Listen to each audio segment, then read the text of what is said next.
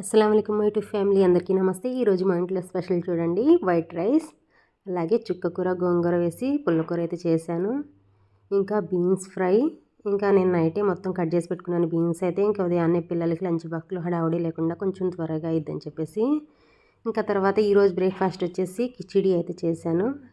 చూడండి చాలా బాగా వచ్చింది. ఫస్ట్ అయితే గిన్నెలో చేద్దాం అనుకున్నాను, కొంచెం చేసిన తర్వాత మళ్ళీ పిల్లలకి లేట్ అయిపోయిద్దిలే అని చెప్పేసి కుక్కర్లో అయితే వేసి చేశాను. అండ్ ఇందులోకి వచ్చేసి ఇంకా కొత్తిమీర, పుదీనా, పచ్చిమిర్చి, టమాటా వేసి పచ్చడి అయితే చేశాను.